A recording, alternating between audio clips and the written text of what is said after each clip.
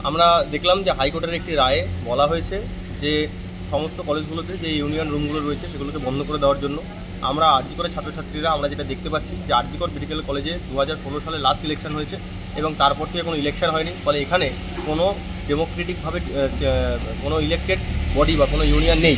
কিন্তু আমরা যেটা দেখেছি যে আমাদের কলেজের একাডেমিক বিল্ডিংয়ের গ্রাউন্ড ফ্লোরে একটি রুমকে তৃণমূলের ছাত্র পরিষদ টিএমসিপি তারা গায়ের জোরে দখল করে রেখেছিল এবং এখানে যেহেতু কোনো ইলেক্টেড ইউনিয়ন নেই, ফলে একটা টিএমসিপি ইউনিটের রুম হিসাবেই তারা সেই রুমটাকে দখল করে রেখেছিল।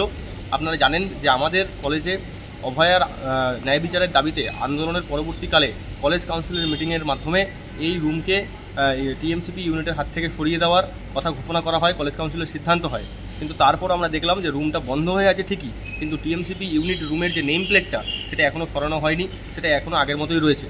এবং এই রুমটাকে দখল করে রেখেছিল টিএমসিপি এর যে দাবিদার ছেলেরা, টিএমসিপি ইউনিটের ছেলেরা, তারা গায়ের জোরেই দখল করে রেখেছিল। যেহেতু কলেজে কোনো ইলেক্টেড ইউনিয়ন নেই, ফলে শাসক দলের ছাত্ররা তাদের ইউনিটের মাধ্যমেই এবং এই রুমের মাধ্যমেই তারা কলেজের মধ্যে নানান ধরনের দুষ্কর্ম অপকর্ম তারা চালাতো এবং তারা এখানে তোলাবাজি থেকে শুরু করে টাকা তোলা, চাঁদা তোলা, মলেস্টেশন থেকে শুরু করে ছাত্রছাত্রীদের ভয় দেখানো, র্যাগিং, থ্রেট, এইরকম যে সমস্ত জিনিসপত্রগুলো চালাতে পারত এবং এর মাধ্যমেই তারা কিন্তু পুরো কলেজটাকে রান করতো নিজেদের নখদর্পণে, নিজেদের অঙ্গুলি হেলনে।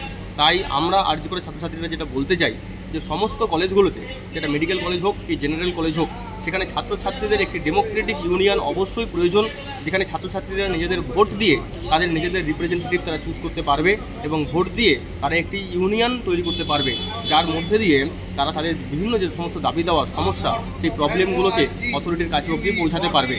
যদি সেইটা না হয় তাহলে আমরা দেখতে পাচ্ছি যে 2016 সালের পর থেকে এখনও অবধি দেখা যায় যে কিছু সিলেক্টেড ছাত্ররা যারা তৃণমূল করে তারাই এই ইউনিয়নের মতো ফাংশন করে, তারা টিএমসিপি ইউনিটের নামে কাজ করে, তারাই কলেজে ফেস্ট করে, তারাই কলেজে ফ্রেশার্স করে এবং এই ফেস্ট ফ্রেশার্সের মধ্যে দিয়ে তারা টাকা তোলে এবং সেই টাকার কোনো হিসাব পাওয়া যায় না।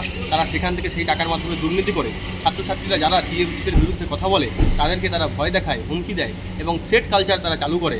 ফেস্ট ফ্রেশার্সের মধ্যে তারা মেয়েদের মলেস্টেশন থেকে শুরু করে শ্লীলতাহানি, এই সমস্ত জিনিসগুলো হোস্টেলে হোস্টেলে র্যাগিং তারা চালায়। যদি কলেজের মধ্যে একটি ডেমোক্রেটিক ইলেক্টেড ইউনিয়ন থাকে, যদি কলেজের মধ্যে এই ইলেকশনের যে প্রসেস সেই প্রসেসটা চালু হয়, তাহলে যেটা দেখা যাবে যে সেখানে একটা ভয়েস অফ রেজিস্ট্যান্স থাকবে, একটা ভয়েস অফ অপোজিশন থাকবে। শুধুমাত্র একচ্ছত্রভাবে শাসক দলের ছেলেরা এই কাজটা করতে পারবে না। ঠিক এই কারণেই কিন্তু শাসক দল টিএমসিপি তারা খুব পরিকল্পিতভাবে সমস্ত কলেজগুলোতে ইউনিয়ন ইলেকশন বন্ধ করে রেখেছে।